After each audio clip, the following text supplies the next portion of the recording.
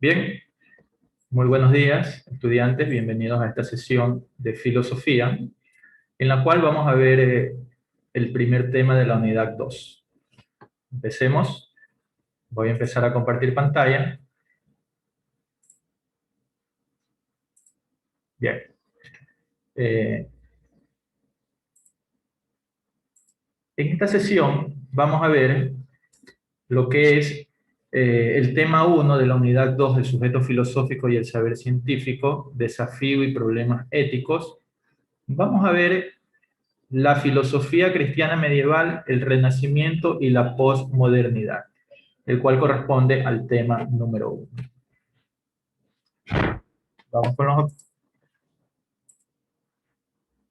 Dentro de este tema, nosotros vamos a ver 5 subtemas. Vamos a ver una presentación o una introducción. Vamos a ver la filosofía cristiana medieval, el pensamiento de San Agustín y Santo Tomás. Vamos a ver a Maquiavelo. Y vamos a ver, o terminamos con Hobbes y Rawls. Bien, a manera de presentación, a manera de introducción, queridos estudiantes, les he dejado esta actividad de inicio, la cual ustedes deben responder en el foro. Esta actividad de inicio plantea 3 preguntas. ¿Cómo definirías al ser humano? ¿Cuál es el lugar del ser humano en el cosmos o en el universo? ¿Y qué crees que nos diferencia de los animales? Estas 3 preguntas, estudiantes, ustedes deben responderlas en el foro que va a estar abierto a partir de este momento y se cerrará el día de mañana. Recuerden que en filosofía el pensamiento humano siempre ha estado relevante, es decir, desde el inicio de la filosofía, el ser humano siempre se ha preguntado ¿qué es? ¿Quién soy? ¿Hacia dónde voy? ¿De dónde vengo? Estas preguntas hasta el día de hoy siguen sin respuesta, seguimos preguntándonos. Entonces, es importante que ustedes también se las hagan y quisiera leer sus respuestas. Bien, el objetivo de esta sesión de clase, estudiantes, es identificar las características de la filosofía medieval, del medioevo, el renacimiento y la modernidad con argumentos que faciliten la criticidad. Ese es nuestro objetivo, identificar las características de la filosofía de estos tiempos o de este tiempo. Empecemos con la filosofía cristiana medieval. Como ustedes pueden ver en el siguiente gráfico, una de las principales características de este periodo de la filosofía cristiana de este tiempo fue el surgimiento o la unión del cristianismo o de la religión cristiana al imperio romano. Esa fue una de las principales características. Hablando un poquito de contexto, Constantino, el emperador romano del siglo IV, al ver que el cristianismo era un movimiento que era de masas, que acogía a gente de todos lados, él vio hasta ese momento, en ese pensamiento, él vio que el imperio, uniéndose a él, podía resurgir y podía mantenerse. Entonces Constantino acogió al cristianismo y lo hizo la religión oficial del imperio romano. Hasta el tiempo de Constantino, los cristianos eran perseguidos y eran considerados una secta del judaísmo. Incluso muchos historiadores de ese tiempo que escribieron acerca de los cristianos decían de que ellos sacrificaban niños, se bebían su sangre, eran carnívoros. Todas esas cosas desacreditaban al movimiento cristiano de los primeros siglos. Podemos dividir la Edad Media en 2 partes. En Alta Edad Media, que comprende del siglo V al siglo XI, y la Baja Edad Media, que comprende hasta el siglo XV. Luego viene el Renacimiento. También podemos dividir las etapas de la Edad Media. Podemos dividirlo el periodo antiguo o de iniciación, la cual tiene 2 etapas pequeñas, que son los padres apostólicos, aquellos que vivieron después de los apóstoles Pedro y Pablo, y los padres de la iglesia o la patrística que vienen del siglo segundo al siglo cuarto. Luego tenemos un periodo de transición que viene del siglo V al octavo y la escolástica que comprende del noveno al décimo cuarto.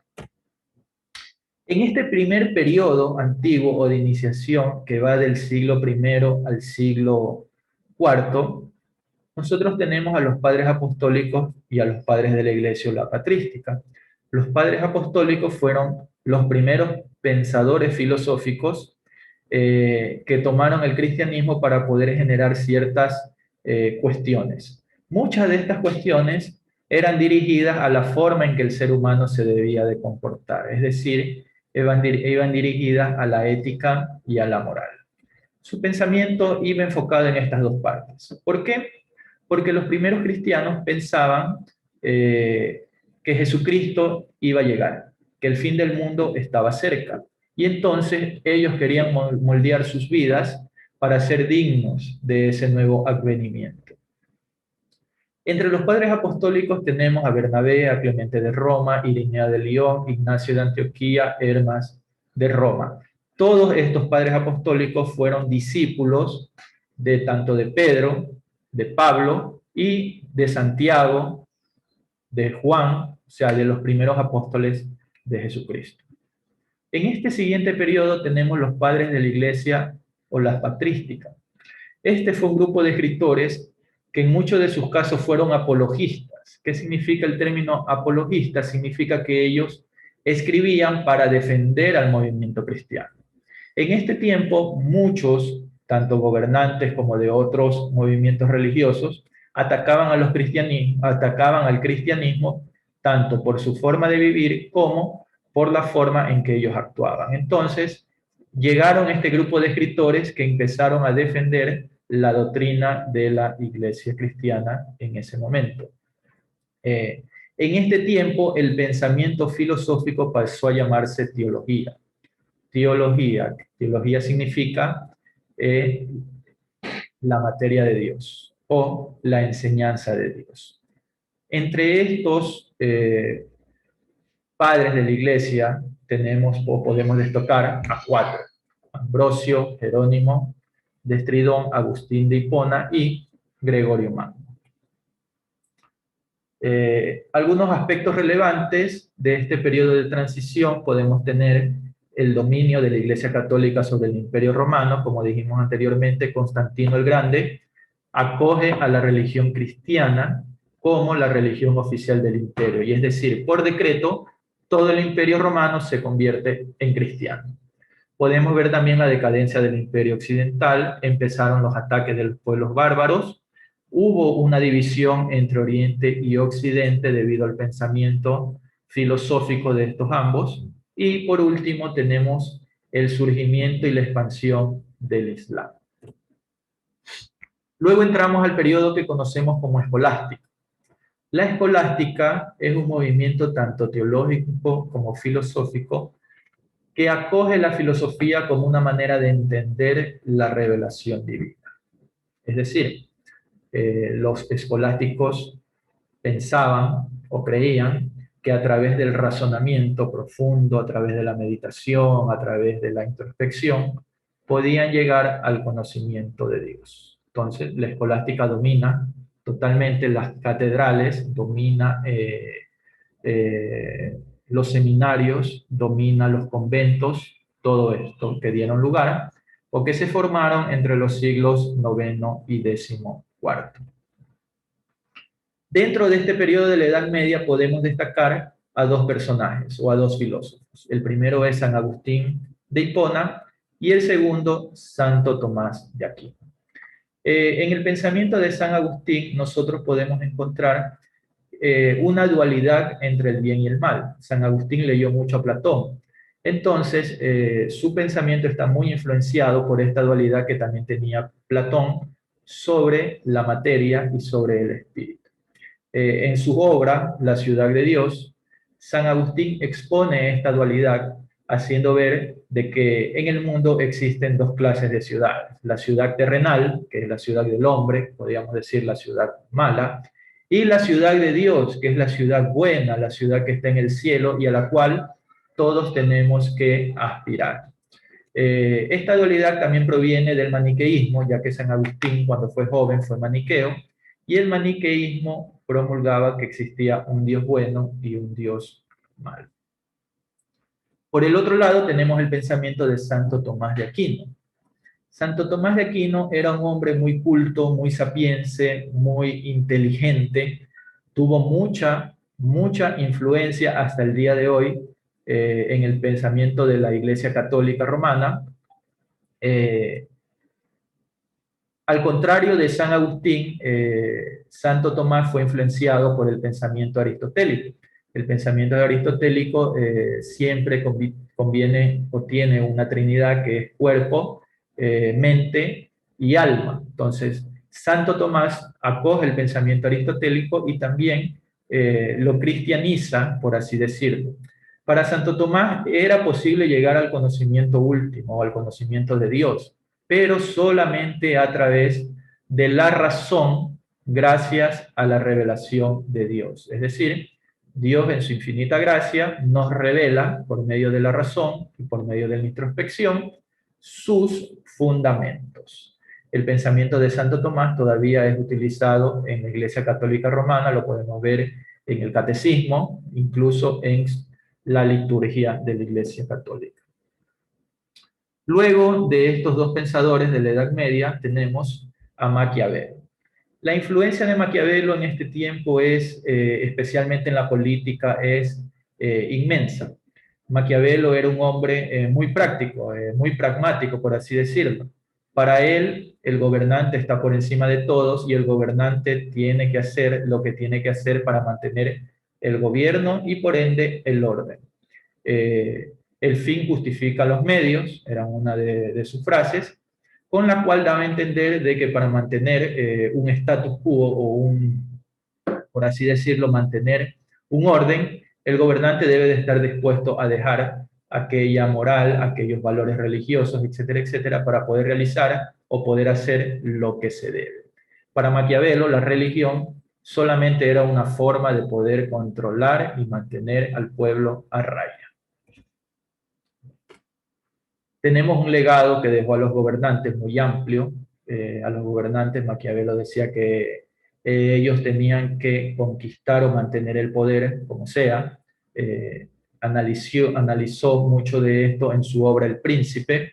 Por otro lado, al pueblo le dejaba de legado de poder distinguir la verdad a través de los gobernantes, algo importante. El pueblo solamente escucha la verdad a través del gobernante. Es muy amplio el legado político de Maquiavelo. Para terminar, tenemos el pensamiento de Thomas Hobbes y Jacques Rousseau.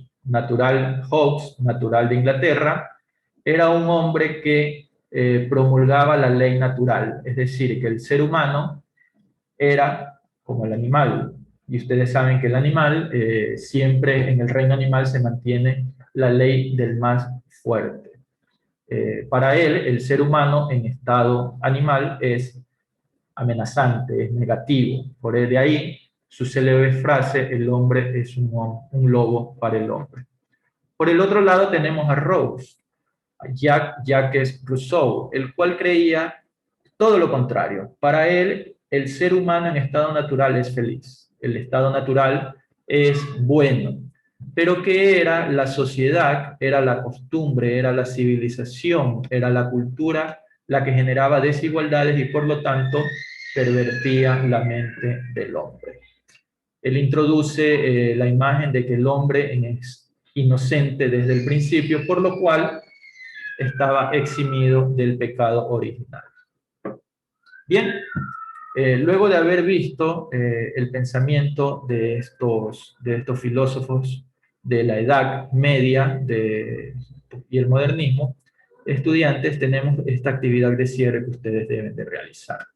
Ustedes van a analizar la famosa cita, el hombre es un lobo para el hombre, y van a escribir un ensayo con conceptos e ideas sobre el peligro, el miedo, la vulnerabilidad y la protección social.